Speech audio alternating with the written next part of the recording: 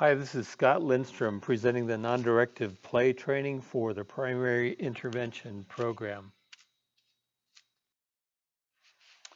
PIP, or the primary intervention program, is a model that was begun back in the 1950s in Rochester, New York.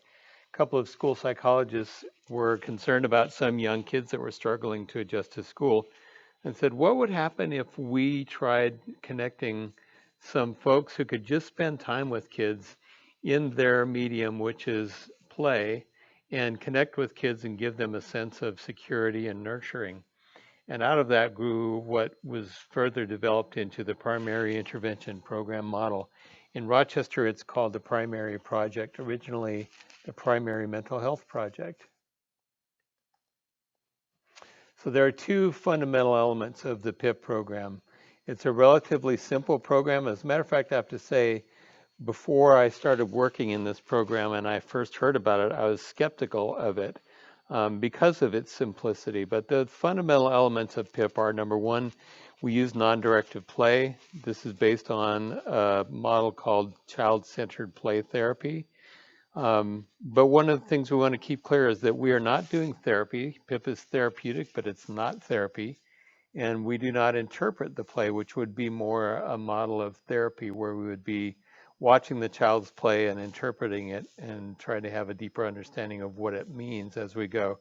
In this program, we're really not worried about what it all means because we trust the process. We trust the child to know where he or she is going. And because we are not therapists, we are people who are providing a therapeutic intervention. The other piece of PIP is the one-to-one adult-child relationship. Sometimes we do a comparable program with pairs of kids, but basically it's the adult-child relationship that we know is critical in this program. And this is part of the healing process for kids. One of the things we know in research about providing counseling therapies and about trauma is that it's really relationships that are healing. It's relationships that build resilience. And so we're intentionally creating a therapeutic relationship or a healing relationship with kids in the PIP program.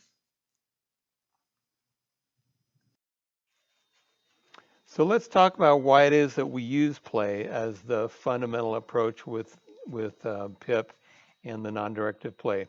So first of all, we need to focus in on the fact that it is non-directive. That means that we're trusting the child. We're giving the time over to the child to take lead in his or her own life. We'll talk about that a little bit more in a minute. But developmentally, it's the appropriate way to work with kids.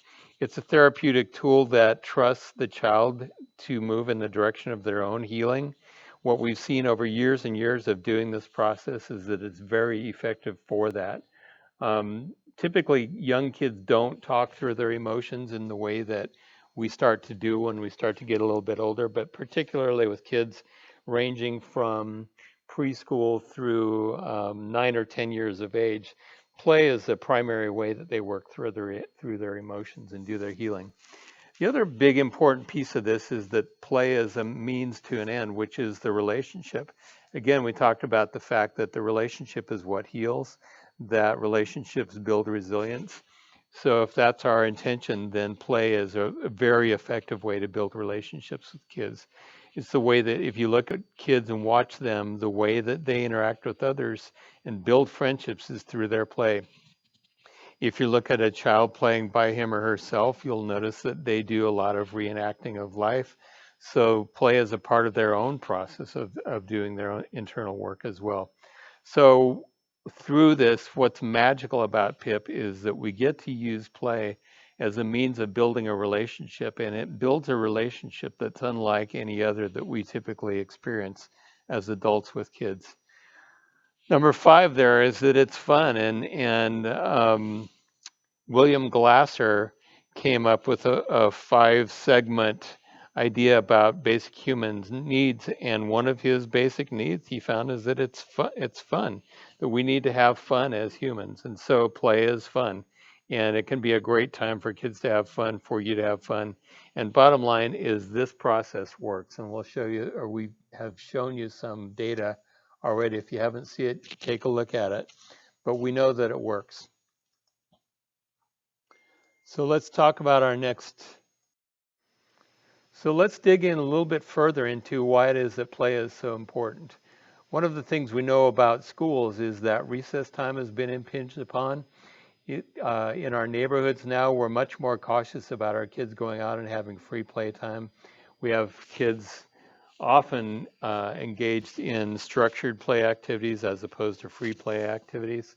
So some of the things that we do see kids accomplishing through their play.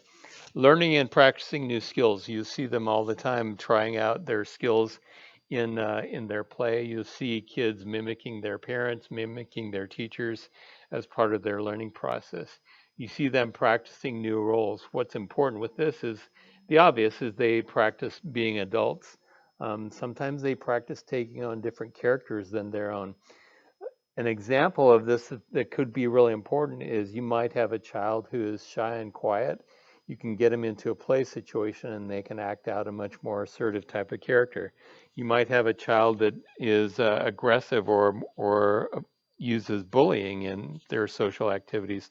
And with those kids, they might practice new kinds of roles in their playtime as well. They learn a sense of self in their playtime, and that can get down to the basics of even the physical sense of self. Am I good at swinging a bat, for instance? Am I good at coloring? Or even the sense of where I end and something else begins, like when I'm playing and I run into a table and bump my head.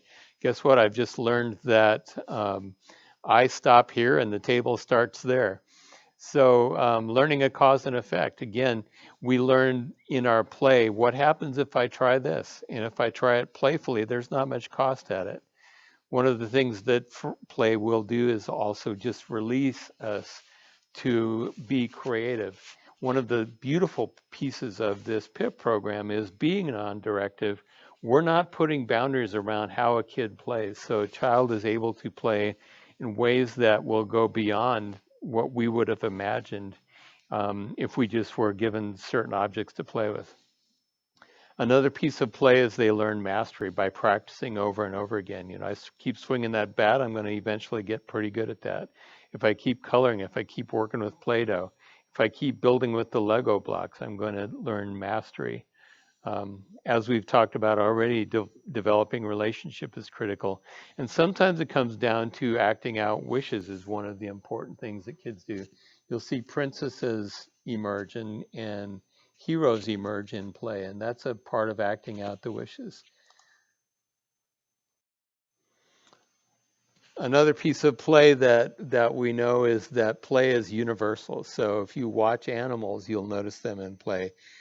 There's a story of a crow who slides down his back on a snowbank, ends up at the bottom of the snowbank, climbs back up to the top of the snowbank, lays down again, and slides back down. This story here is about a polar bear who came up to visit a sled dog that was chained up. The owner was watching this happen and was terrified that this polar bear was just going to come up and destroy this dog who was basically at his mercy because it was chained up. Turned out the dog started wagging his tail, and the polar bear and the dog became fast friends. There were repeated visits from the bear and the dog from the bear to the dog, and so they continued to have a relationship, which started out by animal play. So some more ideas in terms of why play is important. It's a way of expressing feelings. What you will see a lot of times is kids reacting and reliving aspects of life and showing their feelings through their play. A lot of times they won't use words, but the behaviors in the characters that they play will be shown. If you start looking at doll play, for instance, or action figure play, you'll see feelings expressed through their play. Sometimes the words will come out, sometimes not. Sublimating needs and behaviors means basically that they can play, for instance, in aggressive play. You can have aggressive play that takes care of your needs to be aggressive, but does it in a way that's safe, so it's not hurting other people. Maybe you're having dolls fight or interact in ways that are aggressive toward one another, but that's a way of doing it in a manner that doesn't hurt another person in the process. Integrating life experience is super important. maybe I'll just share a couple of stories right now that are examples of healing that happen in the process of PIP experiences between kids and adults that I've worked with. So one of them is an example of a child who was reported. There was a child abuse report because the child's play had indicated that he was aware or was witnessing spousal abuse between the male significant other and his mom. They were living in the male significant other's apartment.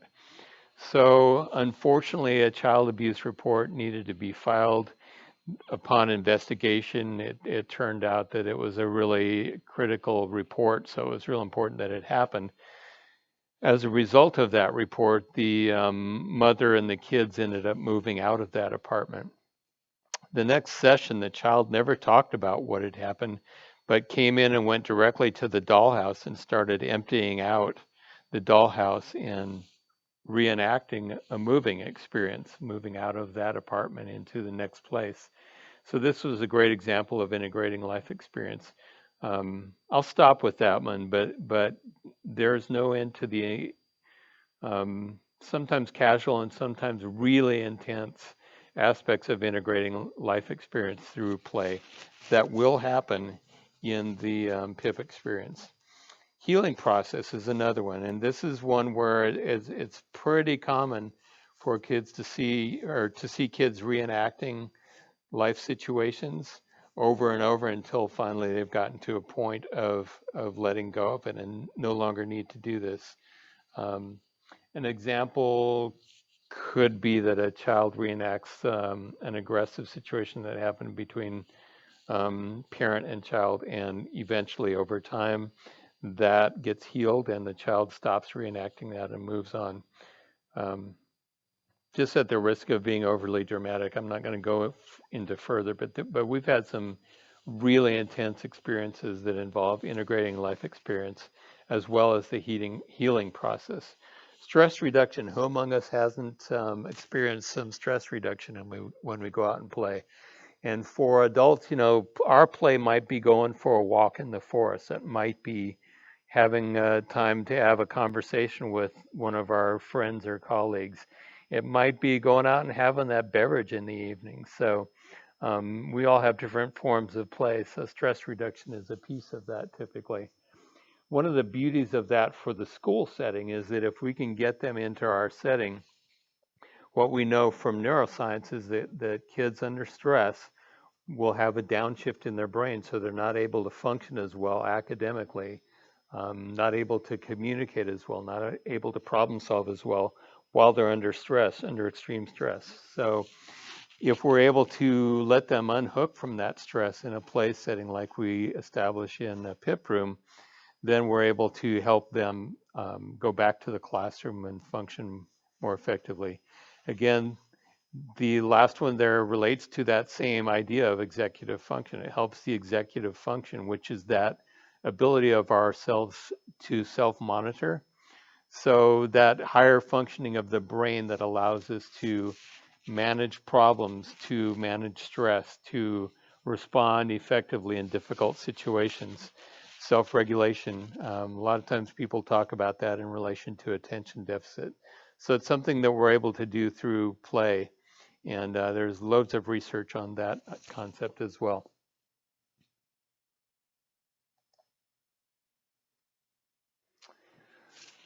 Last little concept that we often use in the PIP program is that play is the work of the child and toys are the tools.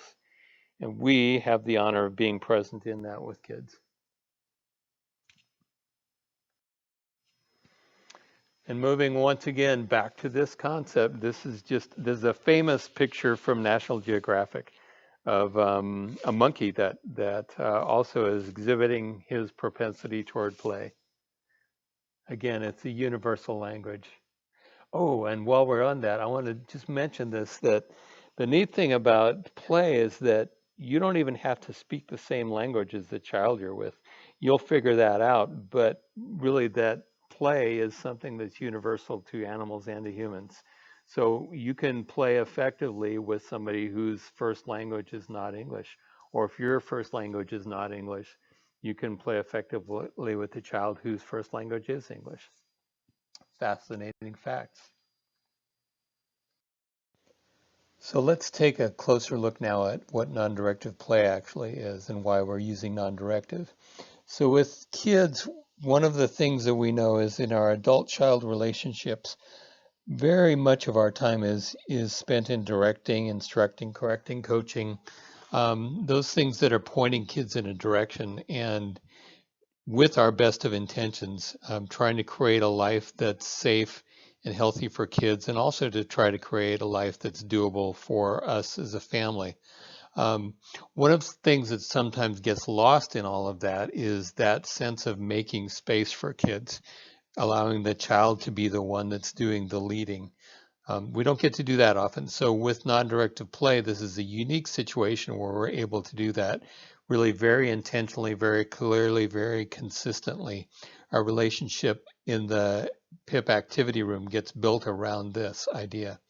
So we're creating a space for kids and allowing a different kind of relationship to develop because of that. So with that, non-directive means that we're following the lead of the child. It's the child's opportunity to be in charge, to be the one that selects what happens for the 35 minutes that we get to spend together in a activity room. Could be 25, 30, 35. Um, Basically, the child gets to lead and we get to follow. And we will talk more about what that actually looks like in a little bit here. But what's important for this is our time to trust the child, to allow that child to work the things out that they need to work out, and not to do the things that we think they need to work out.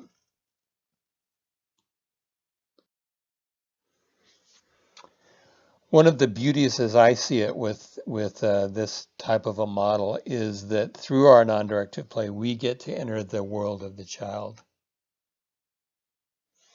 As you can see from this little quote, this is our opportunity to come to a child on their terms instead of on, as so often is the case, on our terms. So there's a beauty of this that allows us to connect with kids in a whole different way than is typical in the day-to-day world that kids and we live in. So we've talked about non-directive play. Now let's talk about the relationship aspect of this program service. Years ago, when I started working in this program, I thought it was a cute idea, kind of like a mentoring type of thing, maybe, but I didn't really see how it could have a real significant impact, this idea of an adult playing with a child. And lots of other people have asked the same question. Really, you're just going to go play with this child?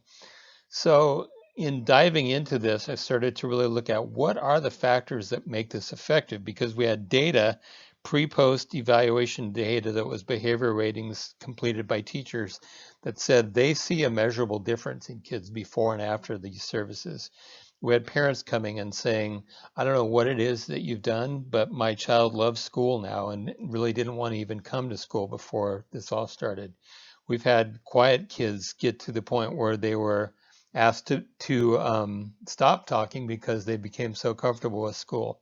So the impacts have been amazing, both in terms of actual data and anecdotes and stories that we hear about the program. So first thing that I came across in my deep dive was this concept of resilience. Resilience is that idea that kids, in spite of difficulties, are able to bounce back, have an inner strength that allows them to continue to function well in spite of difficult times in life.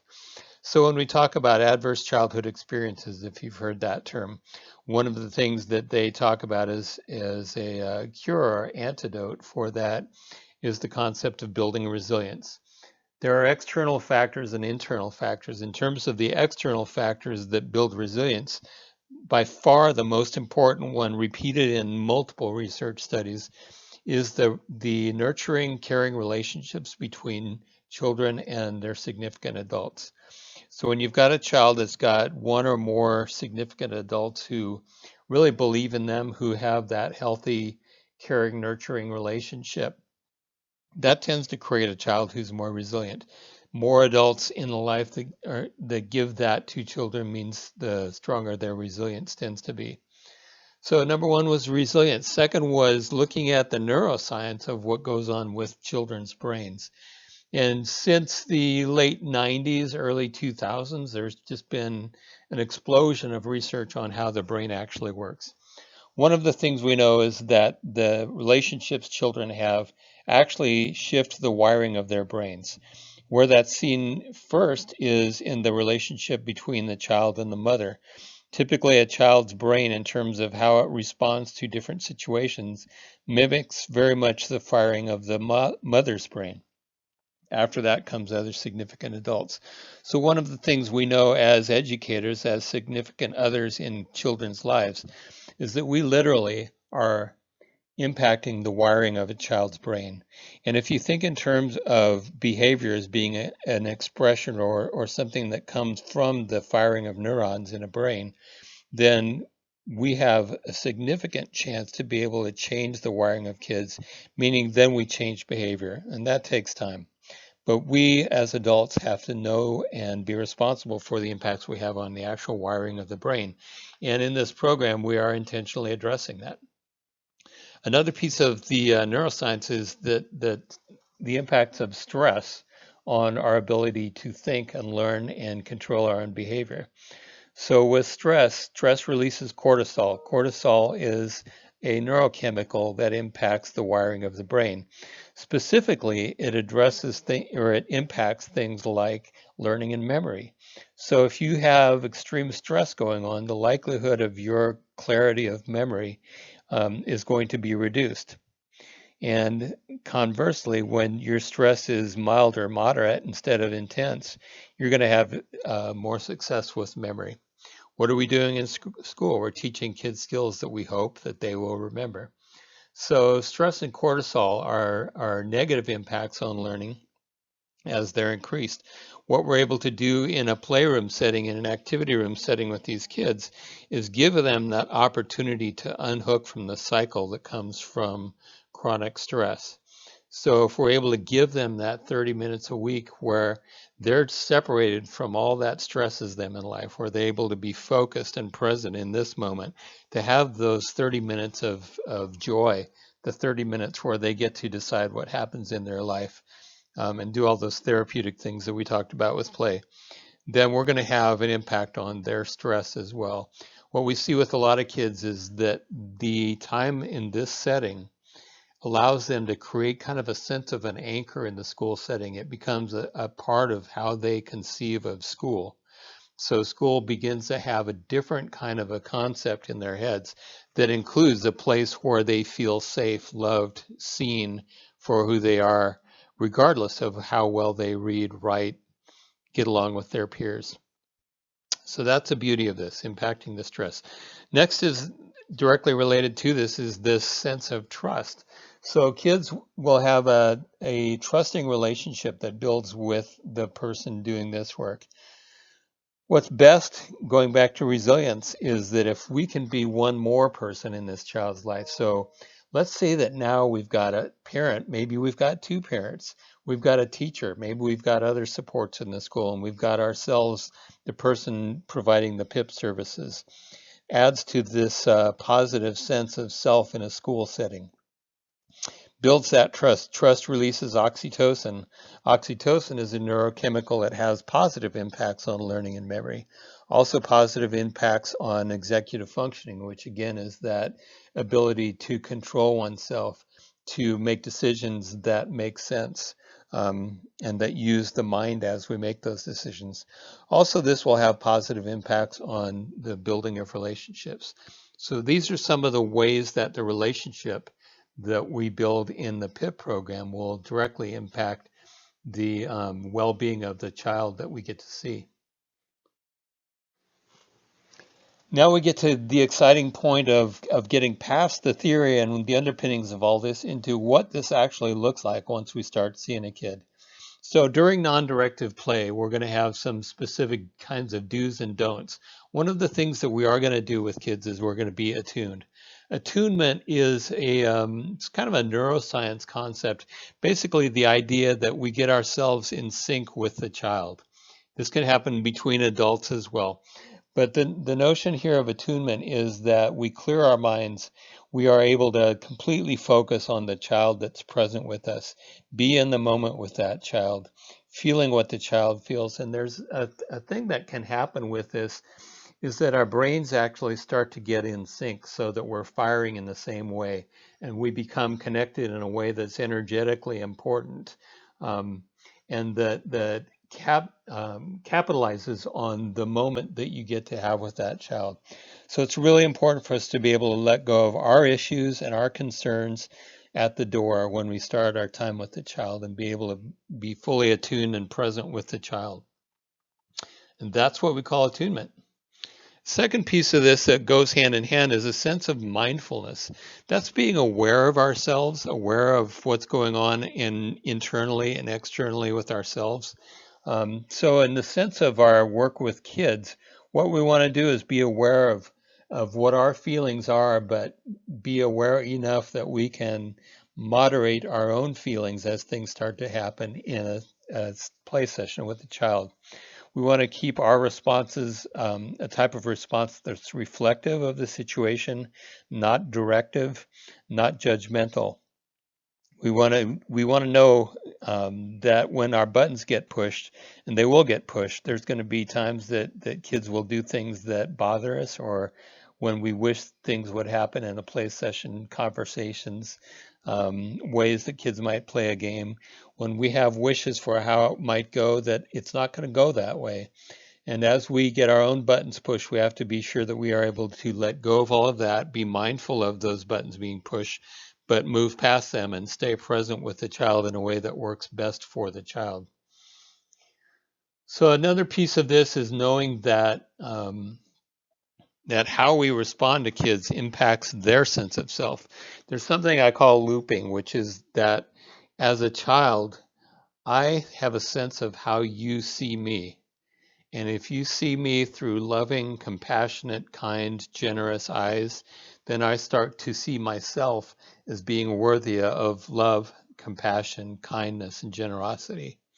So there's a looping thing that happens. I feel you feeling me, and as I feel that, that sense of myself starts to grow.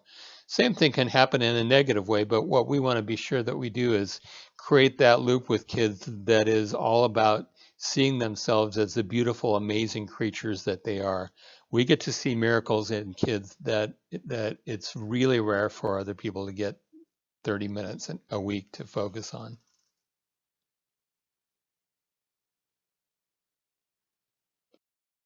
So we are attuned, we are being mindful of our own state so that we can be fully present for kids and fully connected with kids.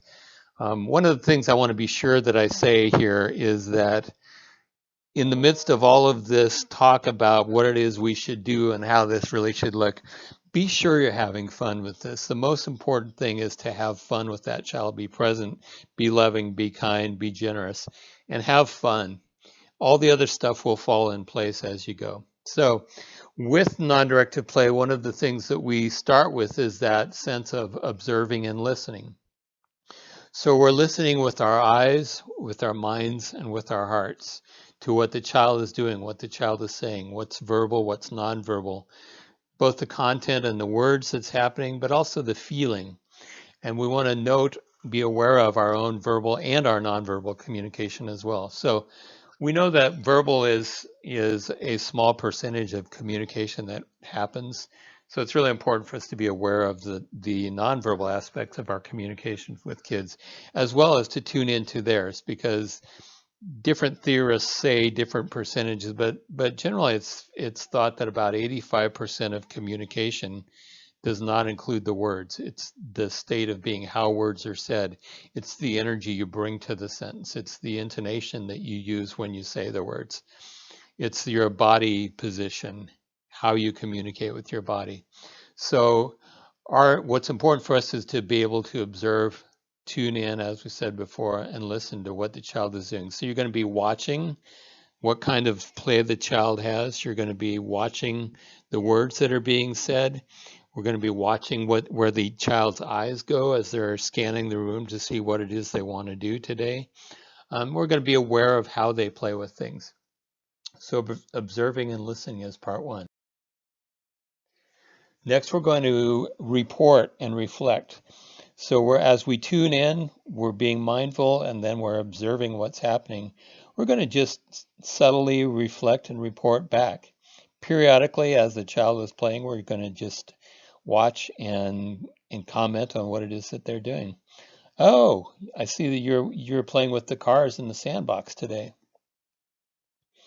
So it's just basic observations that we are able to do. There's something called the nurtured heart approach that we could use at times with this. There's something called an active recognition that is used in nurtured heart approach. And it's just that checking in. I see what you're doing, and we report it in a way that is communicates positivity, communicates that I see you. So often kids are have a sense that they're not seen, or that only parts of their behavior is seen. Too often, it's the only thing that gets seen is what's going wrong instead of what's going right. So what we want to do here is really tune in and just periodically observe and report what it is you see, what you hear the child telling you, um, what you understand about how she or he is feeling. Even if they're playing with dolls, then you can sometimes reflect, oh, what the doll just said, or what the doll is feeling as they're going through their play. So we're going to just observe and report. Very simple. Brief, every 15, 20 seconds we might report in. We'll talk about this a little more, but there will be times when it's hard to keep up, and there will be other times where you'll be waiting for the child to make a decision to do anything for maybe the full session. So observing and reporting is important, and it can also be simple or it can be complex.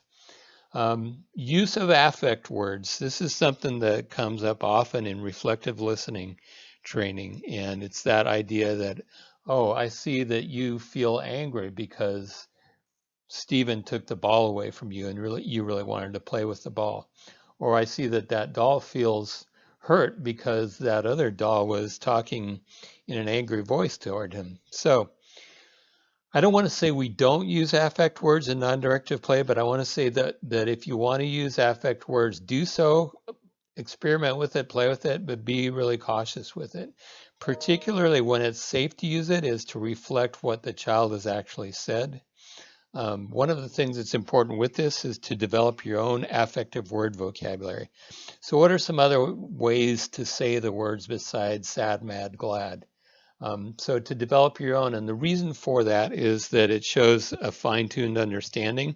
Also, part of our work in this, in helping a child what really, really angry is, which might be furious, it's for us to help children develop their own affective vocabulary. And in doing so, then they're able to express things more clearly through their language instead of through their actions. So using affect words, but use them cautiously. What can happen if we use the wrong affect words is a couple things. Let's say that the child is playing with two dolls that are being violent with each other. Um, if you start inserting words like, gee, he seems like he's really angry at her, or she seems like she's heartbroken, or those kinds of words, you can do a couple of things. One is you can be accurate, and it might expand the conversation. Another is that it might be a scary word that the child just shuts down.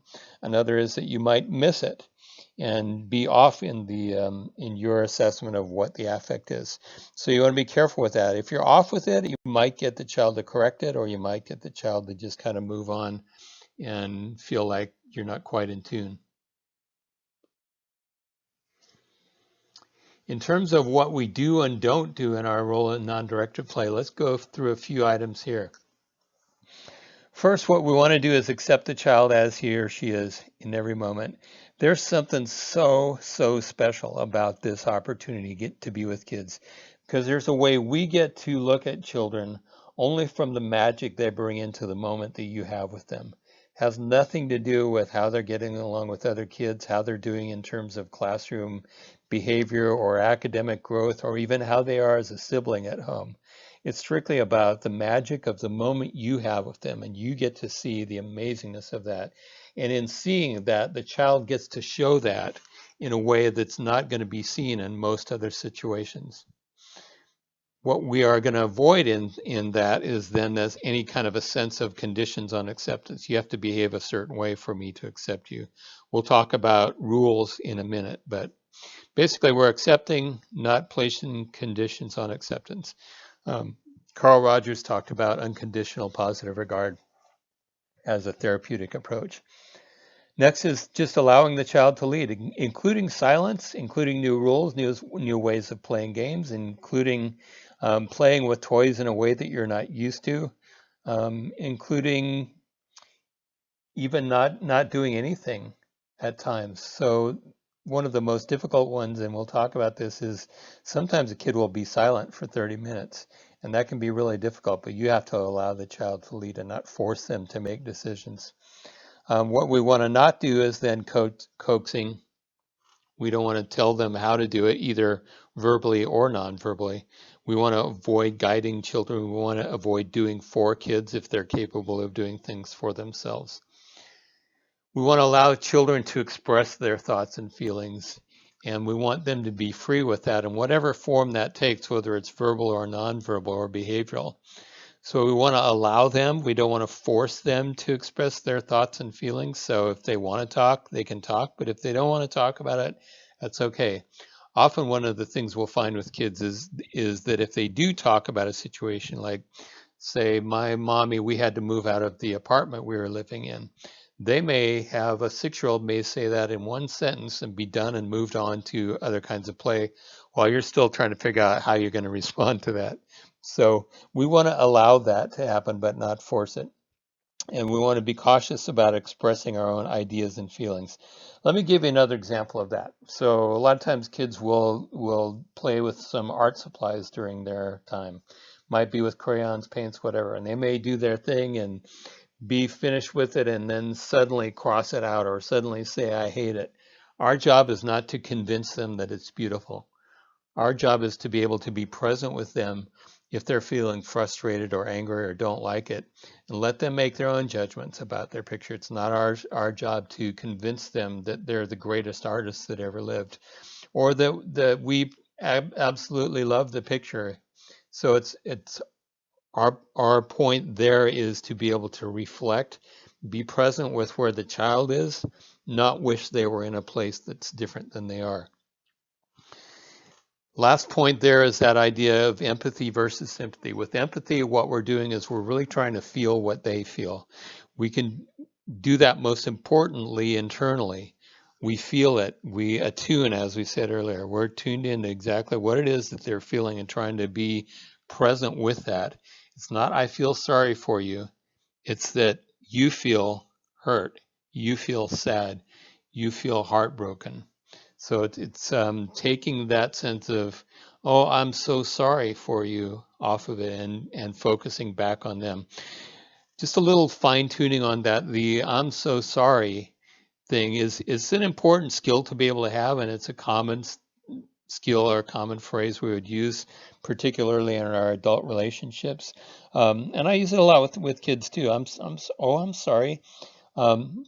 But one of the things we have to be cautious with big feelings is that idea that they might have to take care of us if we feel so sad. I'm so sorry that you feel that way. I'm so sorry that you got hurt. We don't want them to feel like, oh, I got to take care of them now too. Oh, it's okay. I'll be fine. So empathy versus sympathy. Let's continue with some to-dos and to-avoids here. First off, again, going back to the painting idea, we want kids to be able to evaluate their own performance. We want them to see themselves as amazing, but we don't want to force that on them. So if a child has judged the painting that they do as something that they're not proud of or don't feel good about it, we give them space to feel that. We don't have to rush in and try to change their mind about it or convince them that, oh, it's beautiful. Really, they're just not understanding how beautiful it is. So we want to allow them to evaluate themselves. We want to accept behaviors, verbal and symbolic expression of any feelings. So anger, frustration, happiness, joy, we want to allow them to feel those and express them in the ways that are appropriate for them, that work for them. That's different, though, than accepting any kind of behavior. So let's say a child is angry or frustrated with one of the toys. It doesn't mean that we have to allow them to throw that toy and break it. So we're going to want to establish some boundaries, particularly when that kind of an issue comes up.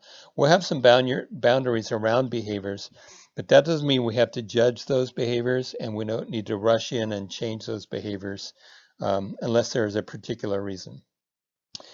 Allowing the child to experiment and find their own strengths. What we want to avoid is doing things where it's like us rescuing and doing things for the child that they're capable of.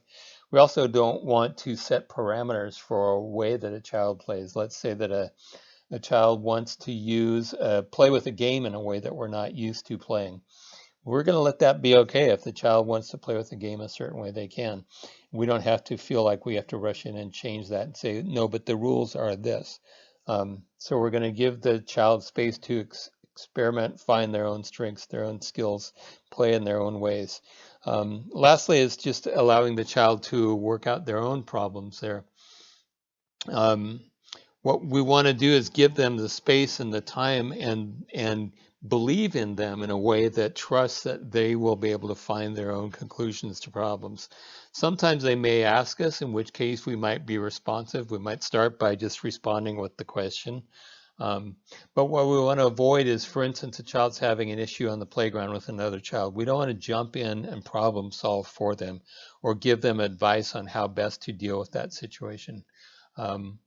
Unless they specifically ask us for it, and then we want to be cautious with it. We want to trust kids to be able to work out their own situations, whether it's situations in the playroom or situations outside of the playroom. Continuing, we want to provide attentiveness, acceptance, that warmth in the form of reflective listening. We'll talk a little bit more about what that looks like. It's relatively simple. But we want to provide that warmth and acceptance and avoid judgment. And we want to really stay away from a focus on how a child impacts us. So we want to be present with it being okay, however they are, whoever they are. We want to allow the child to grow, not force that growth. And bottom line, when in doubt, come back to trusting the process. I've had hundreds of conversations with folks where we puzzle over what's going on with the child in the playroom, and we'll wonder, gee, is there something else we can do differently? Can we move the toys? Can we rearrange the room? Can we disallow or set a different kind of rule? Or can we put out a certain toy that's more likely to get a child to enact a certain kind of play that we think might be relevant? We're going to back off of all that, stick with non-directiveness, and trust the process. When in doubt, go back to just trusting the process. Be present, be non-directive. Trust the child to heal him or herself. And avoid trying to manipulate a situation. All right, we've made it to rules. To rule or not to rule? That is the question. Interesting thing happens with activity rooms. A lot of times the rules are things that we're worried about and not necessarily things that become real issues with kids. What I've seen over the years is that it's really up to you what works with you and your kids. For some people, it's really helpful to have the rules posted, have some basic rules and we'll hit them here in just a second. And then you can refer to those rules when you need to. For some people, it's helpful to be able to say right from the get-go, from the early in the first session, these are the rules we're going to have. And that can help in terms of setting the tone for what this room is all about. And in some cases, people will not even have rules posted until it becomes an issue that needs to be addressed. So what are some of the rules? Bottom line rules, I have a statement there that says often you want to state your rules in the positive. Sometimes we're finding that it's easier to state them in the negative or to have both positive and negative rules. Because some kids really understand, and with some behaviors, it's easier to understand the don't than it is the do. So it might be don't hurt the toys, might be don't break the toys. It might be don't hurt each other, or it might be the flip side of that, of we want to take care of each other and take care of the toys, respect the playroom. There's a rule there that comes up from time to time that may be helpful to use, which is the toys stay in the activity room. Flip side of that would be don't take any toys outside the activity room unless we are going together with them. Um, the go together might be if you have a ball in the playroom and you want to go bounce that ball outside. That can be an option depending on where your playroom is located and whether that's an option in your school site.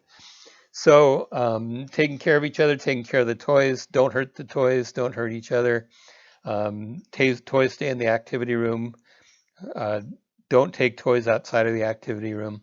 Session ends on time. This is one that for most kids is easy. You'll establish when you meet with your child the first time how long you're going to be there, what time you're going to pick them up, and what time you're going to end the session each time.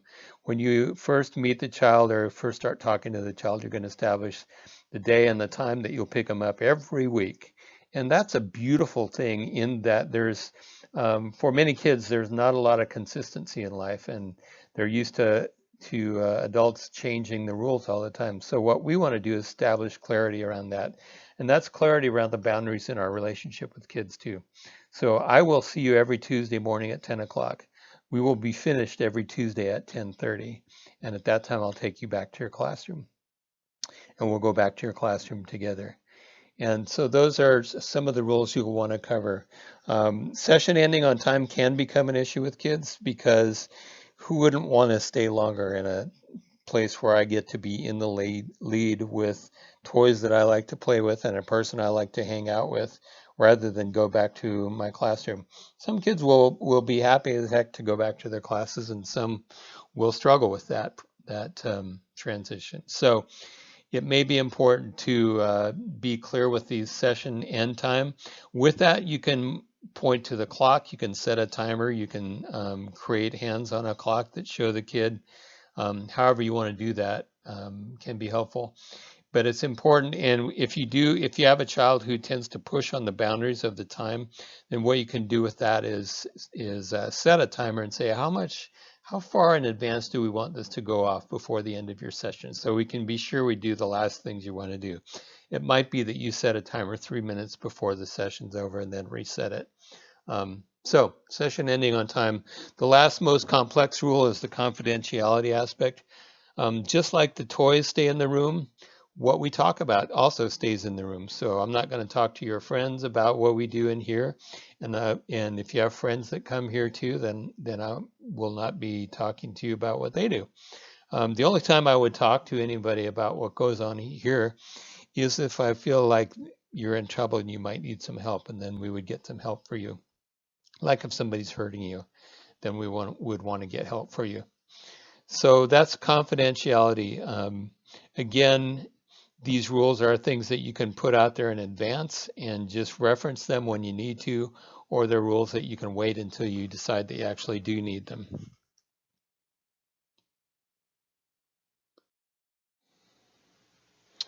Okay, so we're moving forward now. We know what non-directive play looks like. We know what we're going to be doing and not doing during that time.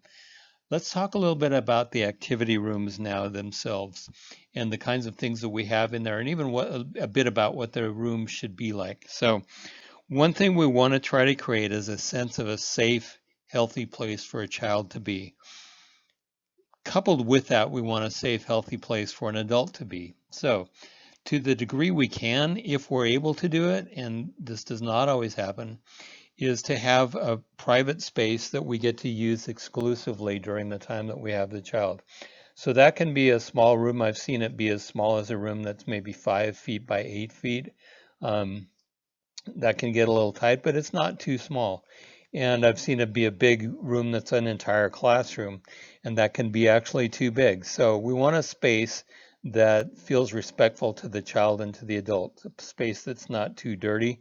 We want a space that has a sense of connection to the outside world. So what we don't want is a room that is completely walls and door, for instance, a closet with a door that has no window in it. If we're going to have a small transformed closet, then we'll want to have a window somewhere at least preferably in the door or somewhere. So that, and the reason for that is a safety thing. We don't want kids to have that sense that they're locked into a space with an adult they don't know, and that feels unsafe. Nor do we want adults to be put in a place where they're in a room with a child with such privacy that there's no window, no way for anybody to know even if they're in there. And I've seen that happen, and I've seen it become a legal problem for a school because of that. So we want a space that has a sense of connection to the outside world, but also a sense of privacy and confidentiality. If it's in a bigger room that needs to be partitioned off instead of a private room, then what we want to do is create a sense of space with a partition and have a respectful relationship with our coworkers, so that either that nobody's using the rest of the room during that time, or that if somebody else is in there, that they have a signal that there's a session in session, that and they'll be respectful of the privacy and try to maintain some quietness so that the child feels like there is confidentiality as well. In terms of that confidentiality, so I've seen a situation where, for instance, child playing in a dollhouse, a boy playing in a dollhouse, first time he had ventured into the dollhouse and was reenacting some life situations. Unfortunately, an adult staff member walked through the activity room right when that was happening.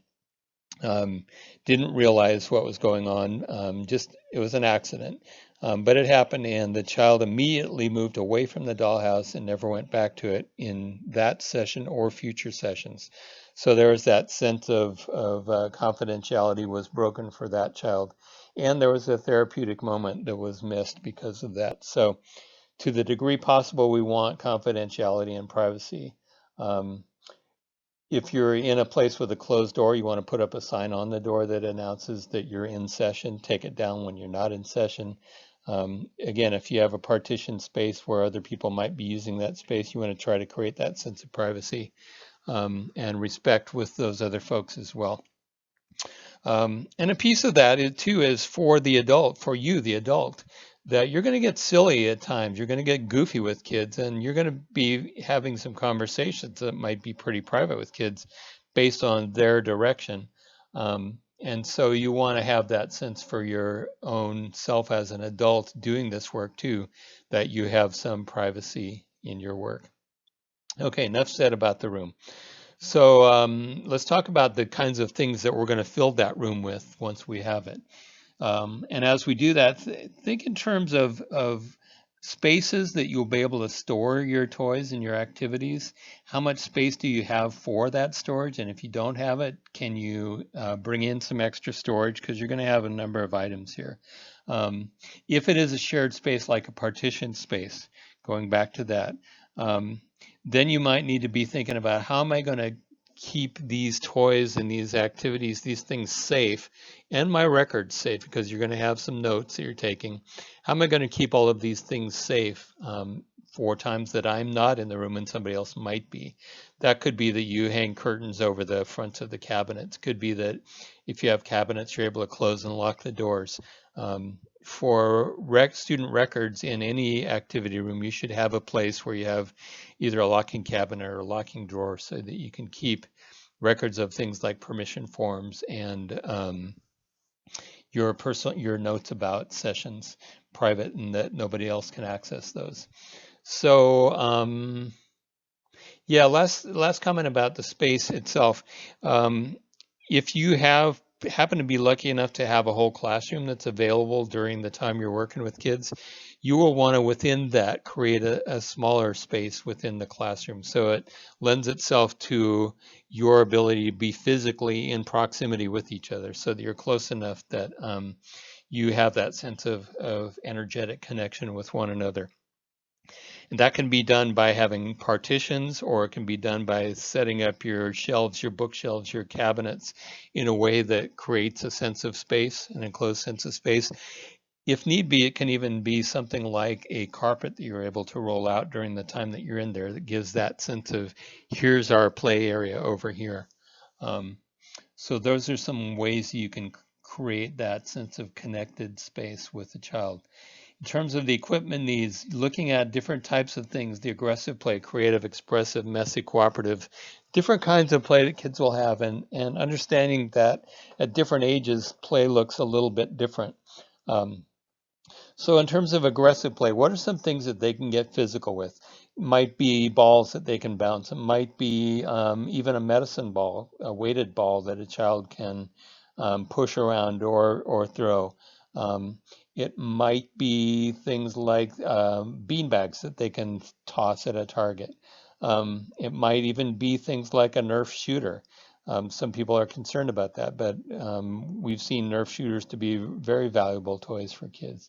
I'm going to go ahead and address that policy on toy guns.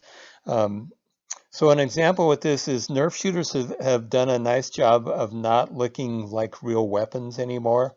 So that's been helpful. Also, one of the things we need to consider is going back to the early thoughts on the value of therapeutic play. And sometimes they're able to act out things in a setting like this that allows them to release that and not have to do it in the real world. So, um, I'm going to fess up and say that as a kid, I played Army a lot. I was never in the military. I didn't have that part of service in my life. Um, I never wanted to use a weapon in an aggressive way, but I did play that a lot as a kid, and it's pretty normal behavior for kids. So, in terms of aggressive play, we need to try to let it be what works for kids more than what's driven by the hangups that we might have as adults, or the things that we really loved as adults that kids now may not like. One of the things that we'll want to avoid is any kind of a screen. Strongly advise against any kind of electronic games or use of a screen in these sessions. They've got plenty of time to use those. Um, so that's aggressive play. One of the things with, if you do have things like shooters or things that you throw, is that it's okay for you to have an agreement on what you do and don't shoot at. For instance, um, a child may want to point the Nerf shooter at you, and if you're not comfortable with that, then it's okay to say, hey, let's find something else to shoot at besides me. It can even be as much as I don't like being shot at, but let's find something we can shoot at. So that's a way that you can have a boundary that's appropriate for a child without it being a judgment. Um, Creative play, that can be art supplies, paints, colored pens. With colored pens, you might want to stay away from scented ones. Can be crayons, could be colored pencils. And again, different ages of kids might respond differently to the range of kinds of things you can do with creative play. Play-Doh's a great one. Things where where Play-Doh comes along is that's also a kinesthetic thing, a sensory thing that often is helpful for kids to work through some of their aggression with or some of their stress with. Expressive play would be things like dolls and play clothes and could even be music. Um, can be a dollhouse, can be dress up clothes. If you do dress up clothes, be thinking in terms of things that would be safest if you get into a head lice scene in schools. Um, no judgment, it happens. Um, so expressive play can be really helpful with kids, and you want them to be able to bring out whoever it is that they want to bring out. This might even go to things like toys that allow you to play school. So you might have a whiteboard and pens. You might have a chalkboard, so that the child has an opportunity to play teacher. You might have a kitchen or a table or a store scenario, a cash register. All these kinds of things are expressive play that allows a child to take charge, to lead the play, to enact different kinds of roles in life. Really fun. All of us love it when our kids start repeating or start acting as parents and repeating the things we wish we hadn't said, right? We see that the same way as educators. We see that happen as well. So allowing for expressive play, for messy play, this is one that can get us into concerns sometimes. So what if a child spills paint? Well, we need to be able to either be in a situation where we can spill and we can clean up if that happens, or choose the kinds of supplies that are less likely to be spilled and become messy. A sand tray is one of the most important tools in most playrooms. There's a lot of deep reasons for that, but a lot of therapeutic work happens in a sand tray. And that can be through either playing with figures and vehicles and dinosaurs and people, or it can be just playing with the tactile aspect of it, of running sand through our fingers or burying gems in the sand. Sometimes those craft stones and little glass pieces can be great in a sand tray. Kids will bury treasure and dig it up. Having a sifter or a strainer of some sort, that's a kind of a kinesthetic act, but also allows the child to dig into the sand, can be helpful. So sand tray. With the sand tray, when you start talking about messes, then you might want to think about what are we going to have under the sand tray that makes it easy to clean up. Either it could be a rug that you have a vacuum and you can vacuum it up, or it could be a hard surface under the sand tray that you're able to sweep real easily with a broom and a dustpan. With this, thinking in terms of messy play, you also want to think about, do you have a best friend who's your school site custodian that doesn't mind helping to keep your room clean over time? And if you don't, then what are you going to need to have to take care of the cleanliness of your space yourself? On that note, cleanliness, you might want to keep some sort of wipes that you can wipe down the toys with. It could be a Lysol type of spray or a Lysol type of wipe, something like that, that allows you to keep things clean. And then lastly is the cooperative play. This can be games. It can be, again, doll houses and people figures lend themselves well to play. Some kinds of ball games will lend themselves to cooperative play. So things that allow them to interact with you and for you to be mutually engaged in the play.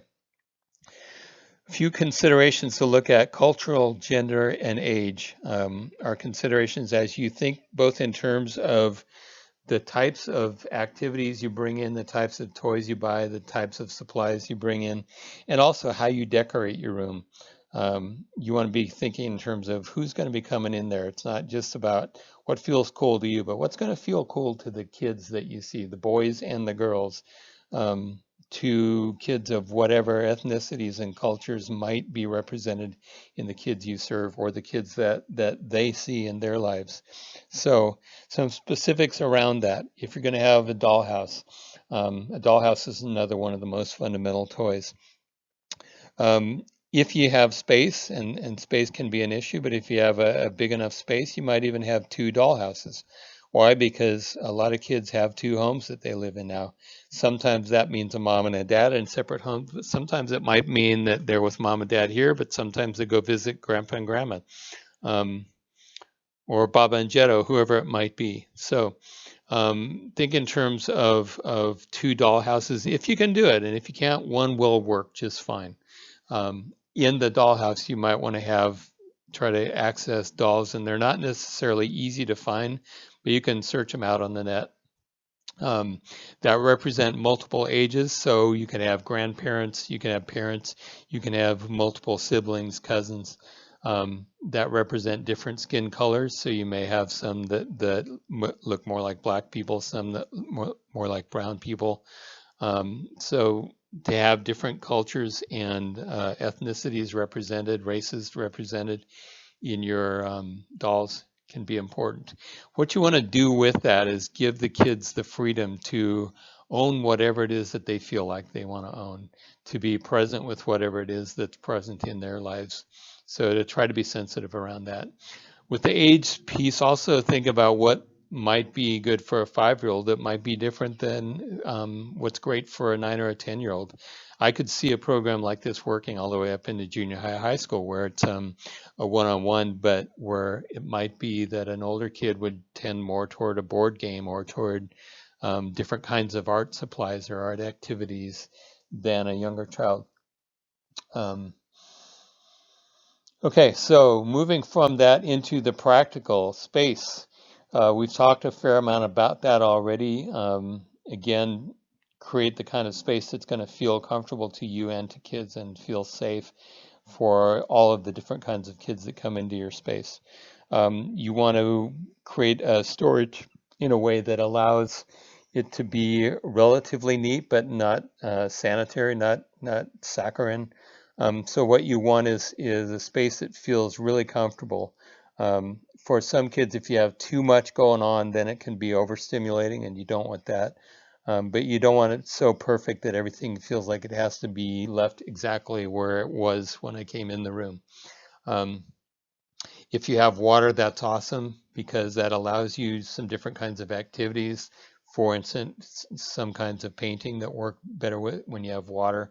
It allows you to clean up after a child in a way that's faster, and may allow a child to clean up if they've got paint on their hands, for instance, before they go back to classroom. In terms of cleanup, it is helpful to have some of those supplies on hand. Again, helpful to befriend your local custodian who might or might not want to vacuum your space. The last thing I want to hit on here in terms of the activity rooms is the themes. Um, I have seen activity rooms that were decorated to look like the bottom of the ocean with fish and crabs and all kinds of cool SpongeBob SquarePants types of things in them. And I've thought, that's really neat, except what if I'm a kid who had a negative experience in the ocean? Or what if I hate SpongeBob SquarePants?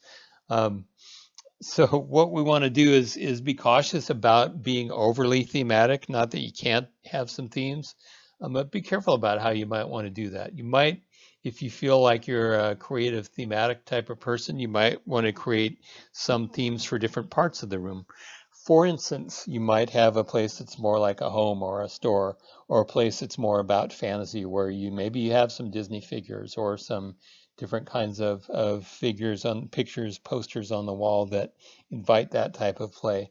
Um, those of you who use Toolbox, for instance, as your social emotional learning curriculum, you could create a tool space. I've seen this where there's like workbench and tools that kids can go over and pretend to be in a shop.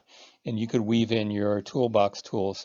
By the way, any SEL you're doing in your school, if you can have representations of that, for instance, toolbox or second step or mindfulness activities, to have representations of those in your playroom can be really helpful. Second step comes with some puppets that kids love to see in a situation like this. So does Toolbox. So that's the word on themes. There are some pictures attached to this presentation that you can look at that show different ideas around themes. What I've found is that the people that I work with that do this kind of work with the kids every day are much more creative than I am in approaching how to create a cool playroom space. You can also think about it, naming your space. I've seen places that reflected the school mascot. I've seen places called the Rainbow Room or the Cloud Room or the Peaceful Playhouse or things like that. So it's okay to get creative with that kind of thing.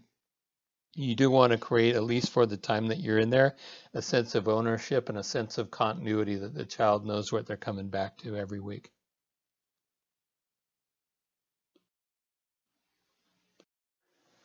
Whew, that was a mouthful. So now let's talk about our first session, and we'll talk about what goes on at the beginning, middle, and end of our session times.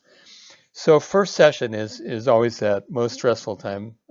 Most people that do this work have a little anxiety right before they first get started in it. And then it's like one session and you go, oh my gosh, I didn't realize how amazing this was going to be. To a degree, sometimes you even start to feel like, I can't believe I'm going to get paid to do this.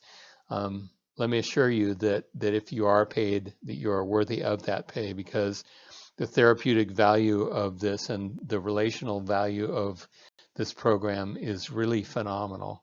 And I would never want to underestimate it. As a matter of fact, I'll say right now that this is as good a dollar as I've ever seen spent on the therapeutic process for younger kids in the school setting. It's an amazing program. So first session is going to look like this. You're going to be talking with the teachers. You will have gotten a permission, or the teacher will have gotten the permission for the child to come to you. You're going to schedule with the teacher ahead of time what day you're going to do that, and you're going to talk with the teacher about what that's going to look like. Before you go get that child, it's always a good idea the morning of or day before to leave a note, especially early in the going, with the teacher to let them know that you're going to be coming. I'm going to be there tomorrow, or I'm going to be today at 10 o'clock to pick up Jonathan. So leave a note with that, or an email can help with that. And then ask the teacher to, when it's time for you to come pick up the child, you can just let the teacher know what you want is for them to introduce the child to you. And you can tell them what name you want to use. And depending on the school and the person, it could be your first name, it could be Miss Joan, it could be Mrs. Imhoff, or whatever you want it to be. So however you feel like is the best way to do it is fine. Let the teacher know how to introduce you. Let the teacher know that that the school has this really cool playroom that this person that you're going to take the child to, and they're going to go spend about a half hour with you, and then you'll come back to the playroom. Most kids will be fine with that. They'll go tag along, no issue whatsoever. Sometimes there'll be some issues with that, and we'll get into that in a minute. So you've been introduced. You're going to get down to the child's level. Try to the best of your capability to get down and look at them eye to eye, so that they don't feel overwhelmed by this new adult that's looking down on them. You've got your name, you've got where you're going to go. You're going to tell them a little bit about what's there, and if they're game to go with you, you can just start telling them what they're going to be doing as you walk to the activity room. So what's there, what you're going to do while you're there. You get to play, and we get to do whatever it is that you decide you want to do today during those 30 minutes. And then at 11:30 or 10:30, whenever the time is, I'll be bringing you back to your classroom. We'll come back together, and I'll bring you back to your classroom. And then when you're in the room, you can talk to them about the fact that you'll be doing it same day, same time every week. Once you're in the room, you're going to walk into the room. There's a couple of pieces to this that can kind of be up to you. Most people that I know like to have some record of their time with the kids, and that can look like the child's name and just some series of spaces. It can be an ice cream cone or whatever layers of ice cream cone that they color in one each week, up to a total of however many weeks you think you're going to have, whether it's 12 or 10 or 13. Another is to have we have some posters where the child may be asked, what are some things you really like? What are some things you don't like to do? And might have some information about who's in your family, what grade you're in, who your teacher is, that kind of stuff. And then across the bottom might be spaces for each week where they get to put a sticker in at the end of each session to show how many weeks they've been. The nice thing about a sheet like that, and there you'll see some samples, is that it allows the child to get a sense that this is going to be a certain number of weeks. We've got a commitment to that, and we know that there's also going to be an endpoint in that. Helps the child keep track of the number of sessions that they're going to have. And it helps you to keep track of how many sessions in you are with kids. It's really fascinating to watch what happens over time. So allow the child to explore. Then you're going to, if you want to do this right at the start, you can have the child's name filled in on the sheet. You can either write at the beginning or at the end. You can have the child put a sticker on the space or color in the space that shows what session this is. And then you can tell the child when this session is going to be over. You can do that by pointing at the clock or by setting a timer. You can explain the rules if you feel like you want to do the rules, and then you set the child free and say, and now you get to just play, and you can explore the room and look at what's here. You can pick something to play with, or whatever it is that you feel like you want to do for the next half hour. You get to decide, and I can play with you or I can just watch you, whatever you want. And some kids will invite you right away to play with them, and some will prefer to play alone. Most will invite you in. And then you're going to go about your observing and reporting, watching them explore the room. And bottom line, at this point, you start to have some fun. And kids will typically go towards something that looks of interest to them and want to pull it out. You say you can get it out. If it's something that's too high for a small child, then you can offer to help get a toy down. But to the degree possible, you want to have everything accessible for the child. Okay, so we've had our first session now. We've walked the child back after that first session and delivered them back to the classroom. In some cases, it might be that you're delivering the child out to recess or whatever it might be. Um, in all cases, you're going to keep yourself tied to your schedule so that the child has that consistency with you. Um, Typically, you might want to, before you take a child into back to the classroom, make sure that the child is ready to walk quietly back into the classroom. Check out with teachers. In some cases, kids might do artwork that they want to take with them.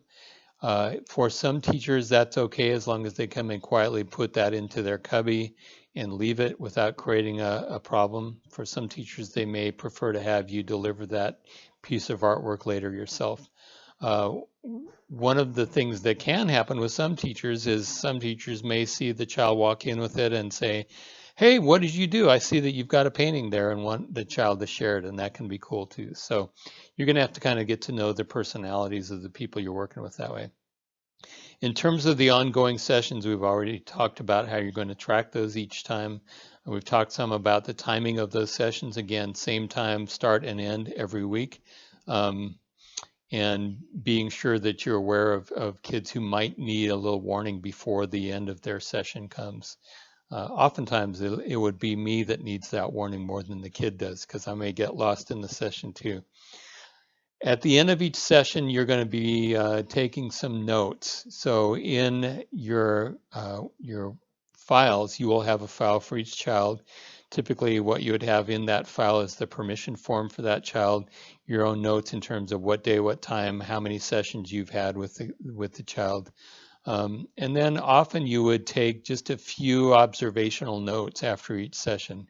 Multiple purposes for this. One is just to keep your memory clear on what this child has done from week to week. Part of that is a matter of progression to watch what's happened over the course of time with kids. And this is really phenomenal because you will start to see a shift in what your relationship feels like, looks like, what the behavior is in the time in the sessions. So taking some notes, just observational, not judgmental. So today we played with the blocks. Um, Johnny took turns um, going first in the game. Might be today we played with the dolls. If you have some aggressive behavior, you might just describe the behavior as that the mama doll hit the baby doll. Something that's basically observational and not judgmental that can help you remember from time to time. You may also write down notes about what's going to be happening in the child's life over the next week. Maybe it's his birthday. Maybe grandpa and grandma are coming to visit this week. So you can remain aware of that. On occasion, you might even be able to say, "Hey, so did you visit your grandpa?" or "How was your visit with your grandpa?" The concern about that can be that that can be a little directive. And if it's a no-show, then that can bring up the disappointment of the child. So notes, one of the things to consider with notes is that as soon as you let another person look at your notes, then those notes technically can become a part of the child's record and the parent needs to be allowed access to those notes. So you want to keep those notes simple in a way that you wouldn't be afraid to share that with another adult, particularly a parent. Um, a beautiful thing about this is you might start to notice over time with kids, for instance, kids who like to play games. You might see kids go from a place where they have to win every game and it's really important to them to a place where they're generous about letting you win instead of them winning. So you can see some really big changes in of the types of behavior. You might see a child who played 5 different activities the first week that 8 weeks later has settled into doing only 1 or 2 things every week. Child who at the end of a session early on the room is a mess. Weeks later it's a whole different kind of a scenario by the end of a session. You might see a child who does nothing or very little, is reticent to participate at all early on, who then becomes very engaged over time. So those notes are really handy for watching the therapeutic process unfold. Also to help you remember who's who, because as much as we all think we will, we won't remember which story goes with which kid all the time. Um, Talking about hugs. There will be kids who will want hugs, and there will be kids who don't really want hugs. Again, this is about what the kids want, not what we want, because we all tend to love hugs. So, recommendation on that basically is, to the degree possible, go for sideways hugs. Um, what that will do is avoid the kinds of issues that can come with kids who may have an overly intense need for that physical contact that could even become sexualized. So go for hugs when the kid asks for it, wants it, moves in for it, but preferably go for sideways hugs, unless hugging is something that's really hard for you to do.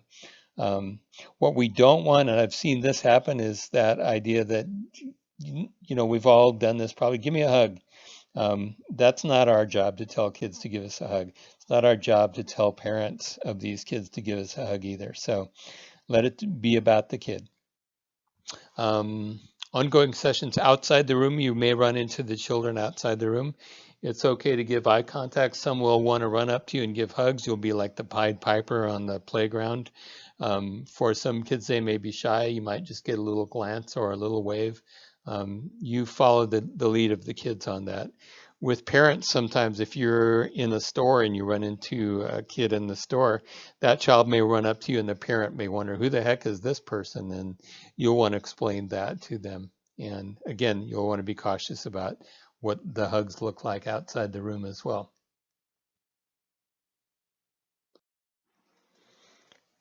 I think a consideration at this point is just to be aware of the process of growth that you will be seeing in these kids and to track that.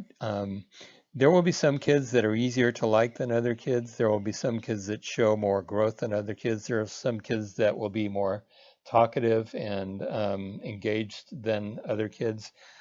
Just be fully present in all of the kids and be aware of that as you go, and very intentional about that. Also, become aware of what the needs of a child might be. A child that may like some activities that are out of reach that you could help them access. It might be that a child, let's do it for instance here, we had a child who was enacting some scenes in a dollhouse that ended up resulting in a child abuse referral. That happened with the consultation of myself and the person that was seeing the kid. We talked about it, realized that a report needed to be made. Turned out the parent kind of figured out who that report came from and pulled their child from the program and wanted to meet with us. Afterwards, that person wanted to, the person that was working in the activity room wanted to have the dollhouse put away out of reach of kids so that she didn't have to deal with that kind of disturbing situation ever again. And we kind of worked through that. The fact is that we can't move things just because we don't want a child to play with them if that's something their child is drawn to. Conversely, we can't push things out in the way that force a child to do a certain kind of play. So watch that. Watch things like a child that might be always pushing for more time. If you know that in advance, for instance, you could even schedule a child that you know is going to have a difficult time leaving. You might even schedule that child back up against recess so that if there was some extra time, that would work out okay for you.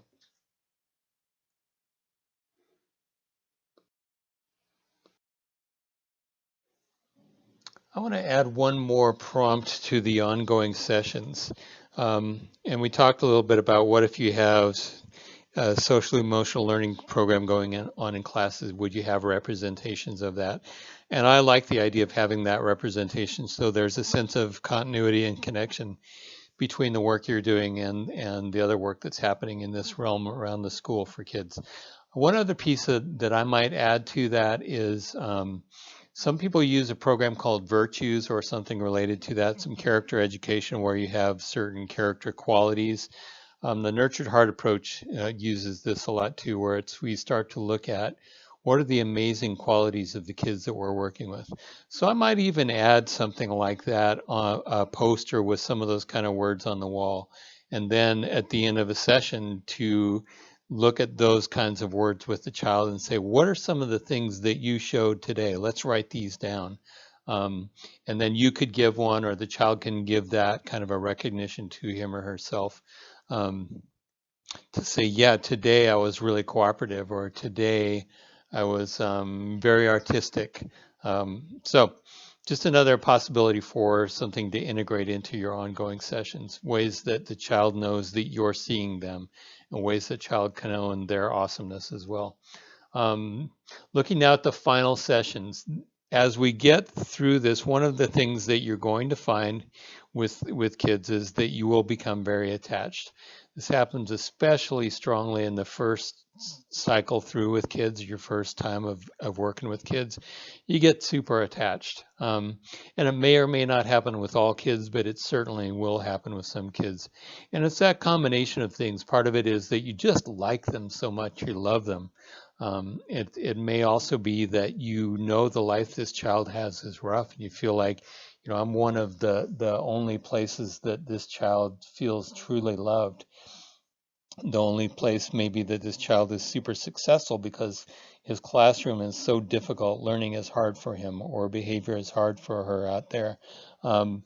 So there are ways that you become an important person, and it feels really good to be that person. And there are ways that you just love the child that makes it hard to let it go. And yet, here we come to the end. One of the things that we found with the research on this, is that children tend to show a steady rate of growth in their behaviors over a course of about 12 to 15 weeks, somewhere in that range. What we see typically with kids is those who stay longer than about 15 weeks, their behavior tends to plateau. They don't continue to get better. And what that tells us is that probably the biggest benefit they're going to get out of their time in the program has happened for them. And if they need more, then maybe they need something different. That might mean that they need something that's a little more directive. So maybe they need to go from a PIP program into a small group where they have social skills with other kids that they get to work on. Or that it's relationships with other kids. It might be that they need something more intensive like counseling. It might mean that the school needs to gather around with a behavior support plan for the child. But what we do know is that in general, the data is very strong that kids show growth typically up to that 12 to 15 week range. And after that, they tend to plateau. So typically that's when the right time is to let our kids go. That's easy when it's the end of a school year. And what we tend to see is that children don't even need to be in the program the next year in most cases. Occasionally it's beneficial, but in most cases we don't see kids for more than that period because they're taking up the space of somebody else that might benefit, and because they have benefited from what they need. The downside of that is sometimes, although you've done what you can in this program, sometimes there isn't a lot else for kids to access. More and more these days, there are school counseling programs on campus that allow kids to have a more intensive intervention, or a different kind of intervention, maybe is a better way to put that. So let's say that we're getting to our normal time. We've consulted, you'll be talking to the teachers about how the kid's doing. You may be talking to a school counselor or somebody like me about how the child's doing. That's about that time for the child to move out. So if you're keeping track, like we talked about on a little poster or something, then you would have, with that child, they're going to start to see about 3 sessions out, oh, I'm starting to run out of time. It's really so cute. Sometimes we've had kids who said, I see that I'm running out of sessions. They may not use these words, but I see that I'm running out of sessions. And so I want to skip coming so that I can make it last longer. Or sometimes you have kids that don't want to put that sticker in there because they know their time's coming. Most times, kids are okay with it. They see that the time is coming, and by knowing that I've only got 2 or 3 sticker spaces left, or 2 or 3 layers on the ice cream cone, I know that we're starting to draw to a close of the time that I come to this room with you. And that's healthy. The few times where that may not be okay is when you have a child who's going through a recent big change in life. For instance, um, maybe you're 10 weeks in and a child just found out that their parents are splitting up and they're going to have separate homes now. It might be that during that transitional time, the child might warrant a few extra sessions. Might be that the mom just found out she's pregnant and there's going to be a new baby, and new baby is really exciting, but it's also can be kind of disconcerting for kids. Um, might be that there's other kinds of changes. Maybe there's been a death in the family, grandma or grandpa or somebody passed away in the family, and or maybe we lost our home in the fire and we had some changes going on. So um, there may be some situational variables like that that say, this is might be not the perfect time, so let's hold on to this child for a few more weeks and assess as we go. In most cases, though, your 13, 12, 13, 14 weeks is going to be the right time for us to say goodbye to a child. Um, so with that, we're going to be doing some teacher consultation. It's good to let the parents know. So you'll want to know let the teacher know that the time is coming soon, that you'll be ending with the child. You'll want to let the parent know that your last session is coming up. Um, what I think is most helpful is to let the parent know that your last session is coming up. If you'd like to hear more about our time, then please contact me. We can set up a parent conference. Um, what's really great, if you can make it happen, and not everybody can, is to set up a parent conference at the end of the time. So you might have a day set up where you've got a roving sub and all of the kids that are at or near their ending time with your program are going to have a parent conference that day. With that, you have a roving sub so the teacher can come in, meet with you, the parent, somebody like me, to facilitate the meeting and just talk about the joys of the time that you had together. I've never had a negative parent conference like this. Typically they're so positive that it's just juicy and fun and exciting, and it's great PR for the program. What generally will happen if you do have a parent conference is you're going to talk about, these are the things we did, these are the attributes of your child that I saw in our time together, these are the things that I just loved about your kid. Parents will look at that and go, wow, somebody knows my child in a way that's different, or one more person knows and loves my child in a way that's really special and important. Um, so letting the parents know about the approaching end to your time together is helpful. There you can find some sample notes. If you don't have them, feel free to contact me to look for them. Um, the last piece is just the healthy goodbye, is to realize that as much as it's difficult to say goodbye, you've had a special time, you're going to have special times with others. They're going to leave and you may not always see the blossoms of your work, but know and trust, like we talked earlier, trust that you've planted some seeds that are going to continue to blossom in the life of this child. So what you've gifted to this child is the relationship you've had, the time you've had, the sense of self that you've helped to give this child, to help to grow in this child. Um, so that is the gift that you give to the child, is the gift of your relationship and your time together, and the beauty that you've seen and reflected to that child. Healthy goodbyes means that it's time for us to let go, time for us to move on, and time for us to be healthy in our own goodbyes, as well as to give the child the honor of a healthy goodbye on their part. So that means having clarity, means that 13th session is our last session, and this will be our last time. And no, we won't be coming back. As one of my great colleagues, Joan, said one time, when she says goodbye to her kids, if they ask about seeing each other again, she said, we won't see each other again in this room, but I'll see you around campus and we'll always be friends. And so that knowledge that the relationship lasts beyond the 13 or 12 weeks that you have together in the activity room is really important, both to kids and to yourselves, to know that that relationship continues. And that's been one of the beauties of this program is when we have people like you who can do this work for a number of years, your relationship with these kids will continue for a long, long time. I have one of my colleagues, Miss Vicky, who's working with her third generation of kids now. So she literally knows the grandparents of kids and has had the grandparents of some of her current kids in her activity room with her. Last point there, to gift or not to gift. You don't need to be thinking in terms of some wonderful thing I can give to this child that will make the ending all better. The gift has been your relationship and your time together. What you can do is the poster that you've been building. If you do that, a sheet or a poster that allows you to track the times that you've been together, that has the child's name on it, has maybe the start and end dates on it, that has their grade when they were in. If you've chosen to list some greatness words, then it could include those. That's a gift that you can give the child to take home with them. And what we've seen is those kids often do take those home and put them up on their walls at home, and they value them for years to come. So that's a final session. When you welcome back, you're saying your goodbyes. You may have a hug. You may just be doing a high five or knuckles to say goodbye. And then you've let each other go.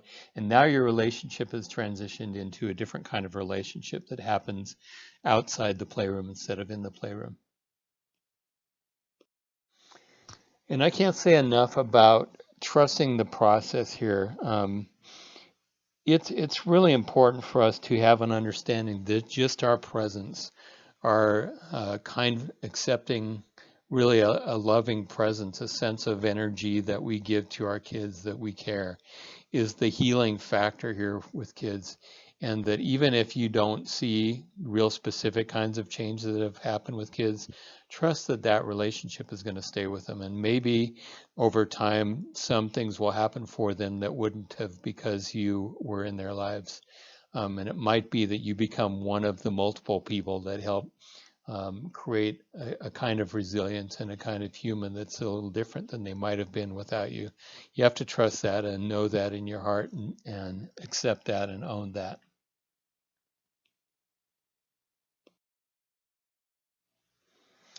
We're going to talk for a few minutes about some typical scenarios.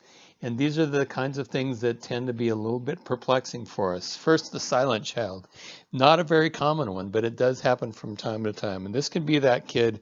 We've had some children who actually came into a playroom and spent multiple weeks standing or sitting in the middle of the playroom, not engaging in anything, or maybe finally choosing to do something.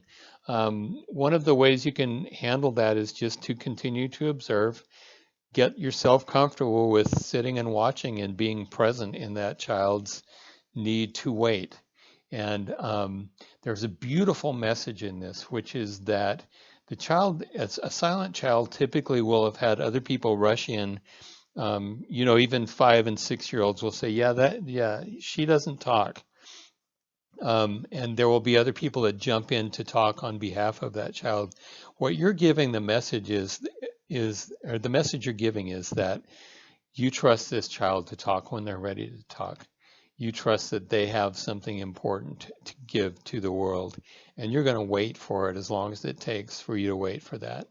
So you can sit and be present. You can observe and say, yeah, it's a big room. Lots of different kinds of toys. Oh, I see you looking at the crayons. I see you looking over there at the games. So first, most important thing is to get comfortable with and trust and let go of the need to fill that silence with your words or some sort of activities. If you really feel like you're struggling, then you might start to engage yourself in something that's a quiet activity. It might be that you start to color yourself. And if the child wants to join you, they can. But more importantly, give it some time and just be present with that. The flip side of that silence is that we've seen many, many, many kids who go from being the shy, withdrawn, socially reticent child to being confident and speaking a voice that's clear and having a greater sense of who they are and the sense that they belong here and that they're as important as any other human being. in that school setting because of the time they've had here. We've had elective mutes who have started uttering their first words on the school campus in our activity rooms.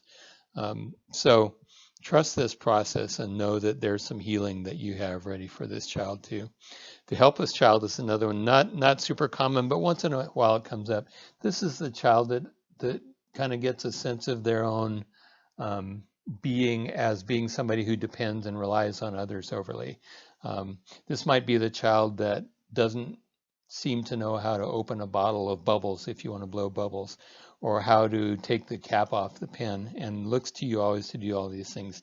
There's an initial place you can go with that where if you don't know, this is a scenario for a child, you let it go. But as you start to understand that this child is asking you to do things for them that they are capable of doing themselves, you can just start to reflect, oh, you're wanting to have the lid off of that bubble, off the bubbles there, or off the pen. Oh, you want to take the lid off that pen so you can color. So you can start to reflect, and rather than jumping in, you don't have to say much more than that. Let the child figure it out themselves. The overly active child, we got to let that happen. Sometimes kids will move from one thing to the next, to the next, to the next, and the room might start to get chaotic. There may be a point where you can start to intervene with let's finish with this activity before we start on that one. As you start to get to know a child, you may need to intervene in that way. In most cases, you won't need to do that, because what will happen is over time, there will be a natural, again, that natural tendency toward growth of kids, that they will over time start to slow down in their activity, start to focus in on one instead of multiple different kinds of things, stop jumping from one to the next to the next. Again, at the end of cycles, we've often had a teacher come in and say, what I've found is that this child is much more calm than they used to be. They're much more focused in the classroom. What's a really important one to think about with this is that for a lot of kids who have dealt with trauma or child adversity, um, what may look like attention deficit may actually be a neurological response to trauma or to adversity.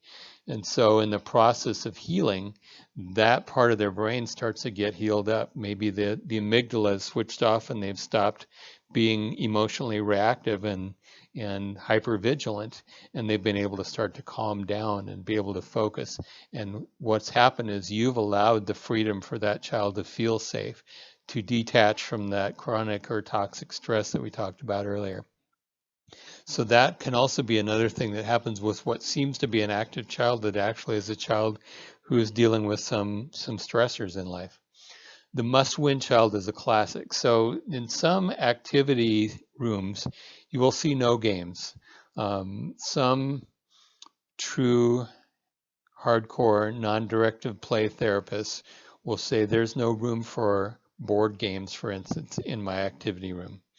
Why is that? Well, there's a thing that board games, for instance, will introduce. And that is board games introduce a winner and a loser. They introduce rules or parameters or narrow scope within which you're supposed to play. These are the rules, right? They even physically often introduce a board where this is where we play is on this little 24 by 24 inch square. That's the space we play in versus the entire room that we actually have at our access. So there are reasons why it may be better or worse to have board games. What we've seen with experience is that in some kids, they like to settle into a board game, and a board game becomes a means of that relationship, that we're interacting, we're in that cooperative play together. While we're playing, we're also talking to each other and visiting and enjoying just being together. What will happen with some kids if you start getting into board games is that they'll have that need initially to win, and they'll do whatever it takes, whether it's in Candyland saying, looking at the card, I've just drawn the purple square here and I see where that's going to put me and I don't like it. So there may be a child that says, I'm going to just keep thumbing through the cards until I find the one I want, or pretends not to have seen that purple card and accidentally pulls the blue card. So there will be ways that some kids really insist on winning. and do whatever they can to be the winner. Our job is not to worry about that, but to trust that the child is doing what they need to do for their own growth and healing. So it might be that the child really needs to have control. It might be that the child needs a sense of, I'm a winner, I'm skilled at this, and the way that I get that is by winning in this game. We let them do that. We let them go there. And that is one of the most commonly pushed buttons that I've seen in folks in these settings is that, oh man, it drives me nuts. This child knows what the rules are, but won't play by the rules. And to that, I would say that if that's going to be the hang up, then lose the game, but don't feel like your place is to teach them what the rules are and to play by the rules. That's not the place of non-directive play.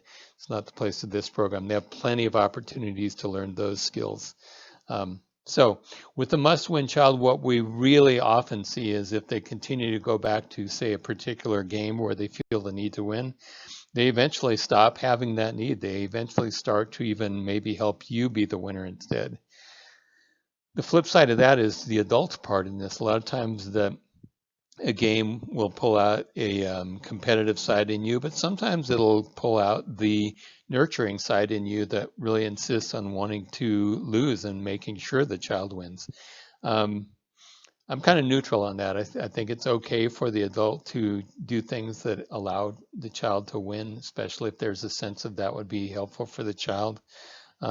But again, you'll go through the process if you have multiple weeks, 12, 13, 14 weeks, you have plenty of time for this kind of thing to work its way through. So let go of your own trips and let go of the buttons being pushed there and let it be the child. Maybe we can talk about some scenarios later where there might be some milder ways to become directive when you have some of these scenarios. Child wants to stay longer. I think we've really hit on that already. We can totally understand why a child would.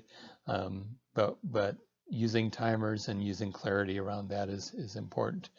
Scary information. This is one that can be tough for us. So sometimes it might be that a child starts to play in a sexualized manner or in a violent manner, or sometimes a child might start to say things that that are just scary. It's like, oh my gosh, is he talking about abuse here? Is he talking about somebody that did something bad? So that part is where you go back to right at early in this training, we talked about that mindfulness piece and the attunement pieces. So you want to be mindful of how things start to hit you and be aware that may start to channel your responses in a direction. You might want to try to dig out more information. That's not appropriate. You might want to avoid that topic.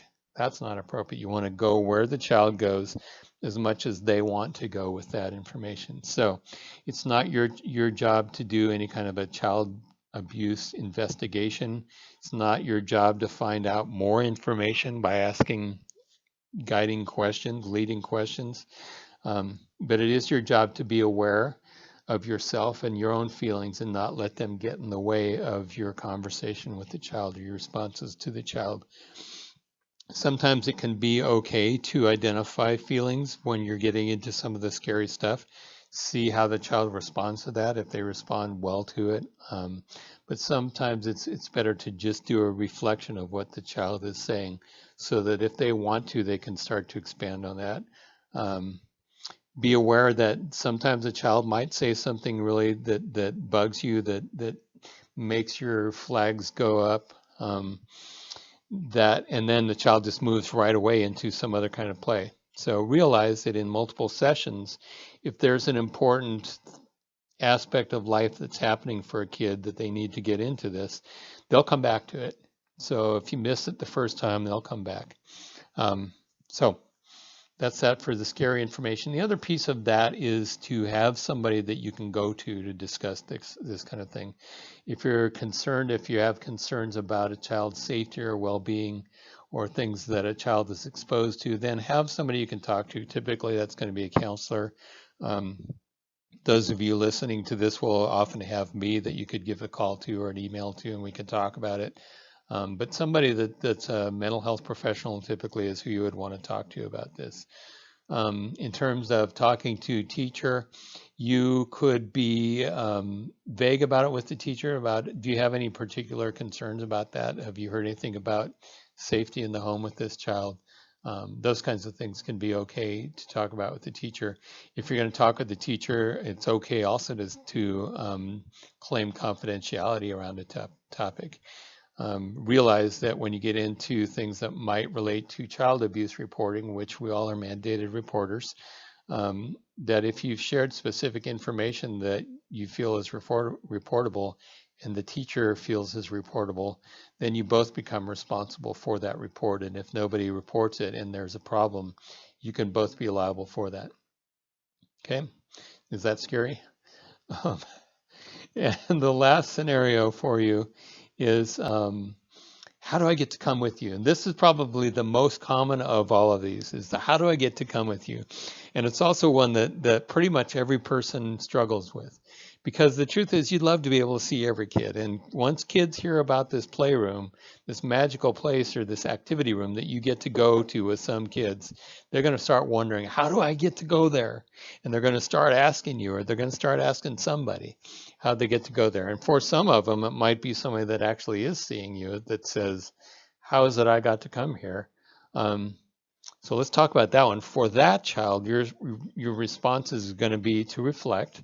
Oh, you're curious about what it is that got you so that you and I got to spend time together here. If the child wants to continue to follow up on that, you can talk about, your teacher and I talked to each other, and we just thought it would be fun for me to be able to get to know you and for us to be able to spend some time together. And then you can turn it to, how has that been for you? Is this fun? Do you enjoy coming here? And just make it conversational like that. For kids on the outside who are wanting to come, you can again just reflect. I can see that you'd want to come. It's a really special place, and I know a lot of kids would like to come, and you can let it go at that without really giving an answer. You can talk to them maybe about how it is that it happens that you talk to the child's teachers and parents about kids that get to come, and let it go at that. Again, you're not sharing information about who is coming and isn't coming. If they specifically name a child that they see coming with you, you just will be vague about that. Oh, you've seen me with Johnny. Again, reflecting allows you to acknowledge the comment without having to let it go take you somewhere that you don't want to go. So that's all some of the typical scenarios that are a little bit difficult in this. Honestly, the vast majority of your time is going to be super fun. You're going to fold into it. It's going to start to come really easily.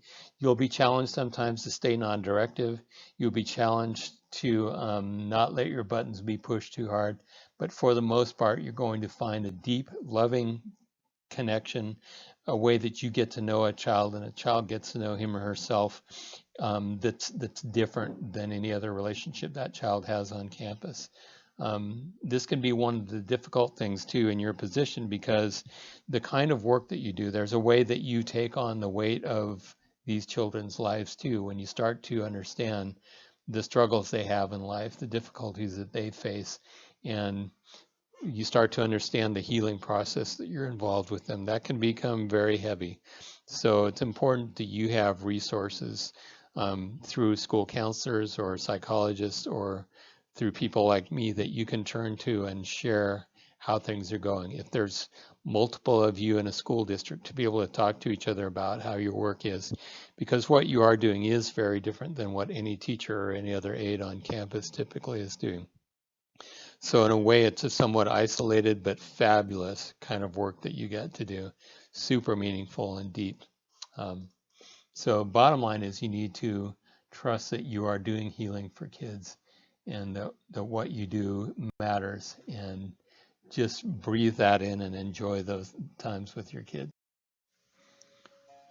So we have come to the end of our training journey in this video. And what follows is a couple of more slides that you can take at your own pace.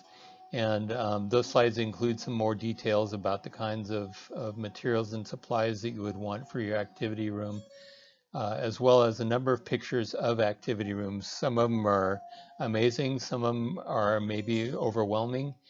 Some of them are big, some small, and what you can look forward to is different ideas that you can get from those, as well as look for the commonalities in the kinds of materials and supplies that you'll see in those. I want to thank you for whether you're coordinating this kind of work or overseeing or engaged in one-to-one with kids directly providing this kind of a service. I want to thank you for your dedication because just by the fact that you're here, we know that you're committed to serving children, to creating an amazing world for kids. We know that you bring compassion and kindness and dedication and commitment and brilliant intellect and a transformational attitude that will help make this world a place that is great for kids, a place where kids can learn on levels that we've never expected, and a place where people can connect and become better humans and happier humans. So thanks for your work. This is Scott Lindstrom signing off.